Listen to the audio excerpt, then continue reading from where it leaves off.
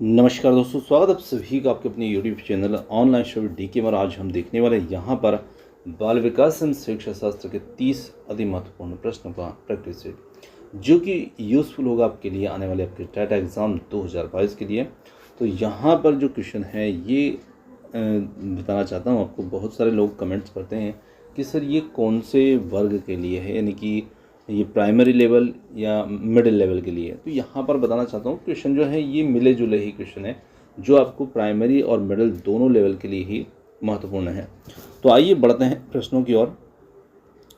First question आता है यहाँ पर, यदि मानसिक आयु वास्तविक आयु से कम है तो व्यक्ति की बुद्धि होगी। अब यहाँ इन प्रश्नों के माध्यम से आप आकलन जरूर कीजिएगा कितना स्कोर यहाँ पर आप सही करते हैं।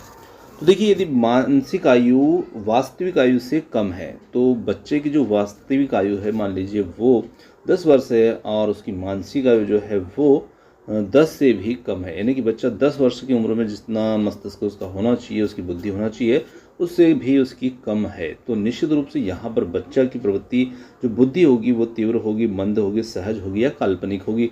तो यहाँ पर हम कह सकते हैं कि इस स्थिति में जब बच्चे की मानसिक आयु उसकी वास्तविक आयु से कम है तो यहाँ पर बच्चे की बुद्धि जो होगी वो मंद होगी। ऑप्शन बी होगा इस प्रश्न के लिए उत्तर। बढ़ते हैं आगे। एक और प्रश्न इसी प्रकार का है, एक बालक की तैथिक आयु यहाँ पर 10 वर्ष है तथा मानसिक आयु 12 वर्ष है। अब उसकी बुद्धि लब्धि क्या होगी? तो देखिए, यहाँ पर तैथिक आयु का मतलब है जो उसकी वास्तविक आयु है वो 10 वर्ष है और मानसिक आयु जो है वो 12 वर्ष की, यानी कि बच्चा की वास्तव में उम्र 10 वर्ष की है, पर 12 वर्ष के बच्चे में जितनी समझ होती है, जितना ज्ञान होता है, जितनी समस्याएं 12 वर्ष का बच्चा हल कर सकता है, उतना ये 10 वर्ष का बालक भी कर रहा है। तो यहाँ पर उसकी बुद्धि लब्धि क्या होगी? तो देखिए, यहाँ पर बुद्धि लब्धि का जो हमारा सूत्र होता है, तो मैं यहाँ पर शॉर्ट में लिख रहा हूँ। यहाँ पर जैसे कि IQ इज इक्वल यहाँ पर MA और अपान CA, ठीक है ना। यहाँ पर ये ऊपर जो MA है यहाँ पर बच्चे की हम जो मानसिक आयु है वो रखते हैं और नीचे उसकी जो वास्तविक आयु है ये रखते हैं और इंटू इसमें कर देते हैं यहाँ पर हम 100।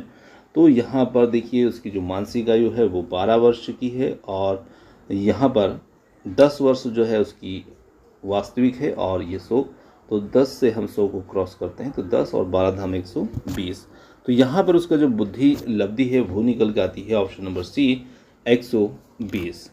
चलिए आगे बढ़ते हैं अगले प्रश्न की ओर। अगला प्रश्न आता है, निम्न में से कौन सी व्यक्तित्व मापन की व्यवहारात्मक विश्लेषण विधि नहीं है? तो यहाँ पर हमें देखना है कि कौन सी विधि व्यक्तित्व मापन के लिए व्यवहारात्मक विश्लेषण विधि के रूप में नहीं है।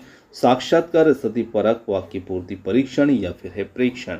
तो यहाँ पर जो वाक्य पूर्ति परीक्षण है ये व्यवहारात्मक विश्लेषण विधि इसमें नहीं होगी। ऑप्शन नंबर सी होगा इसके लिए उत्तर। अगला प्रश्न आता है, स्व का उपयुक्त अर्थ क्या है? स्व का उपयुक्त अर्थ क्या होता है? आत्म, आत्मा, मुझे या कोई नहीं।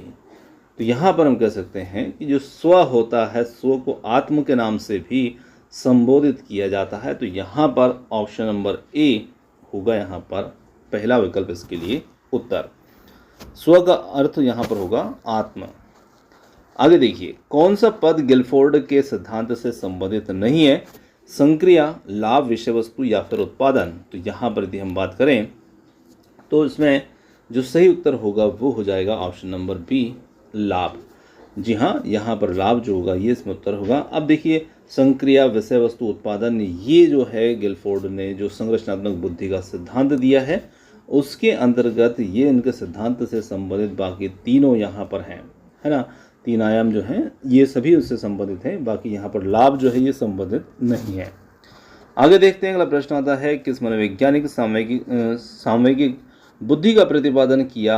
यहाँ पर है सेलोबी एम मेयर, गिलफोर्ड एम स्पीयरमैन, सीमेन एम बिनेट और डी है केटल और गार्डनर। तो यहाँ पर इस प्रश्न के लिए हमारा जो सही उत्तर होगा वो होगा ऑप्शन नंबर ए, सेलोबी एवं मेयर।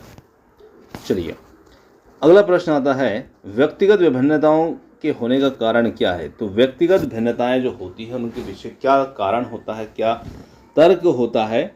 हमारे व्यक्तित्व में दोष होना, औरों के व्यक्तित्व में दोष होना, सी है हमारे व्यक्तित्व में भिन्नताओं का होना और डी यहाँ पर कोई भी नहीं। तो देखिए व्यक्तिगत भिन्नताएं जो होती है उनके पीछे जो हमारा कारण होता है वो होता है ऑप्शन नंबर सी, हमारे व्यक्तित्व में भिन्नताओं का होना। ऑप्शन सी होगा इस प्रश्न के लिए उत्तर। व्यक्ति का संप्रत्यय कितने पक्षों से निर्मित होता है? तो यहाँ पर है 6, 4, 1 या फिर 2।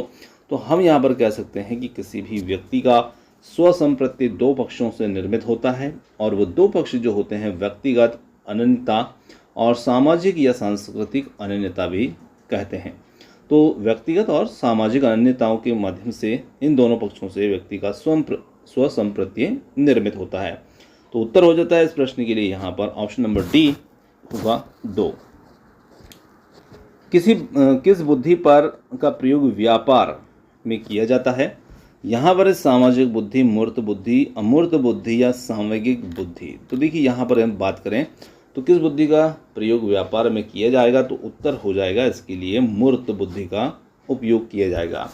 ऑप्शन नंबर बी होगा इस प्रश्न के लिए उत्तर। स्पीयरमैन के द्विकारक सिद्धांत का प्रतिपादन हुआ था। तो देखिए यहाँ पर हमें सन देखना है कि कब हुआ था, 1902, 1903 या फिर 1904 या फिर 1905। तो यहाँ पर इस प्रश्न के लिए सही उत्तर जो होगा वो हो जाएगा ऑप्शन नंबर सी, 1904। आगे बढ़ते हैं। संक्रिया के आधार पर मानसिक क्षमताओं के भाग हैं। तो मानसिक क्षमताओं के क्या यहाँ पर भाग रहेंगे? 3, 4, 5 या फिर 6। तो उत्तर होगा इस प्रश्न के लिए डी, यहाँ पर 6 होगा इसका सही उत्तर। चलिए आगे बढ़ते हैं। किस बुद्धि का प्रयोग व्यापार में किया जाता है? तो व्यापार में हम देखा सामाजिक, मूर्त, अमूर्त या सामवेगिक। तो यहाँ पर हम अभी देखे थे, हम प्रश्न को रिपीट हो गया। मूर्त बुद्धि का प्रयोग जो है इसमें किया जाता है। चलिए आगे बढ़ते हैं। स्पीयरमैन का द्विकारक सिद्धांत, ये भी हमारा जो क्वेश्चन है ये भी यहाँ पर रिपीट हो गया, कोई बात नहीं, ये क्वेश्चन हम आपको एक्स्ट्रा दे देंगे। चलिए ऑप्शन सी होगा इसके लिए उत्तर, 1904। संक्रियाओं के आधार पर क्षमताओं के जो भाग है ये भी हमने भी देखा था, 6 प्रकार इसमें हो जाते हैं। चलिए आगे बढ़ते हैं अगले प्रश्न की ओर। DAT में किसका मापन होता है? तो DAT में जो मापन होता है, इसे DAT का जो फुल फॉर्म होता है इसे हम कहते हैं डिफरेंशियल एप्टीट्यूड टेस्ट, इस नाम से ये जाना जाता है। और इसे यदि हम हिंदी में कहें तो मौखिक, अमूर्त और यांत्रिक जो टेस्ट होगा।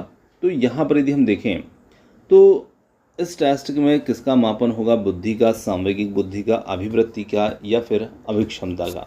तो यहाँ पर जो मापन होगा इसका ये होगा अभिक्षमता का। तो देखिए डिफरेंशियल एप्टीट्यूड टेस्ट जो होता है ये तर्क, वर्तनी, संख्यात्मक क्षमताएं और अवधारणा सटीकता और गति और अंतरिक्ष संबंधों जैसे संज्ञानात्मक कौशलों के एक सेट को प्राप्त करने की जो क्षमता होती है उसका मूल्यांकन यहाँ पर करता है। स्व संप्रत्यय का विकास किसके साथ निर्मित होता है? तो यहाँ पर व्यक्ति के गुण, व्यक्ति के अनुभव, व्यक्ति के व्यवहार या व्यक्ति की क्रियाएं। तो यहाँ पर इस प्रश्न के लिए जो हमारा उत्तर बनेगा वो बन जाता है व्यक्ति के अनुभव। जी हाँ, स्व संप्रत्यय का विकास जो होता है व्यक्ति के अनुभव के साथ में निर्मित होता है। चलिए आगे बढ़ते हैं। हमारे स्वयं के विचार किस प्रकार के हो सकते हैं? सकारात्मक, नकारात्मक या फिर दोनों ही प्रकार के या फिर कोई भी नहीं। तो हम जानते हैं कि हमारे जो विचार होते हैं कभी सकारात्मक भी हो सकते हैं, कभी नकारात्मक भी हो सकते हैं, दोनों ही प्रकार के ये हो सकते हैं। सी विकल्प इसके लिए हो जाएगा बिल्कुल सही। आगे बढ़ते हैं। बुद्धि में अनेक रिक्त स्थान का योग होता है। तो बुद्धि में हम यदि देखें तो इसमें अनेक रिक्त स्थान का योग होता है। तो इसमें क्षमताओं, चिंतन या फिर दोनों का या फिर कोई भी नहीं। तो हम जानते हैं कि बुद्धि में अनेक क्षमताओं का योग होता है और ऑप्शन ए होगा इसके लिए उत्तर। चलिए आगे बढ़ते हैं, अगले प्रश्न की बात करते हैं। थर्स्टन ने बुद्धि की कुल कितनी क्षमताएं बताई हैं? तो यहाँ पर इसकी क्षमता 5, 7, 6 या फिर 5। तो यहाँ पर सही उत्तर होगा इसके लिए ऑप्शन नंबर बी। थर्स्टन ने बुद्धि की कुल 7 क्षमताएं यहाँ पर बताई हैं। चलिए व्यक्ति के गुण कैसे होते हैं? तो व्यक्ति के गुणों की यदि बात करें तो गुण उसके अस्थायी होते हैं, स्थायी होते हैं, दोनों होते हैं या फिर कोई भी नहीं। तो यहाँ पर उत्तर बी हो जाएगा स्थायी, ये हमारे लिए उत्तर होगा। चलिए त्रिगुण में किसको सम्मिलित किया जाए? जैसे 3 गुण होते हैं जिन्हें हम सत्व गुण, रजगुण, तम गुण आदि के नाम से भी जानते हैं, तो यहाँ पर त्रिगुण में सम्मिलित किया जाता है उपरोक्त तीनों प्रकार के गुणों को। तो डी विकल्प बन जाएगा इसके लिए उत्तर, यहाँ पर तीनों को ही इसमें सम्मिलित किया जाता है। आगे देखते हैं युंग कौन थे? तो युंग एक साहित्यकार, लेखक, मनोवैज्ञानिक या फिर कवि। तो यहाँ पर होगा उत्तर इस प्रश्न के लिए कि युंग जो थे ये मनोवैज्ञानिक थे, और हम जब बाल मनोविज्ञान को पढ़ते हैं तो उसमें कई बार नाम से हमें पता लग जाता है कि यहाँ पर ये मनोवैज्ञानिक हैं या लेखक हैं। चलिए, कैटल ने 2 तत्व बताए हैं, तरल व ठोस बुद्धि के, सरल व जटिल बुद्धि के, मूर्त और अमूर्त बुद्धि के, सामाजिक व असामाजिक बुद्धि के। तो यहाँ पर कैटल ने 2 तत्व जो बताए हैं वो बताए हैं तरल व ठोस बुद्धि के, और ऑप्शन नंबर ए होगा यहाँ पर उत्तर, तरल व ठोस बुद्धि के।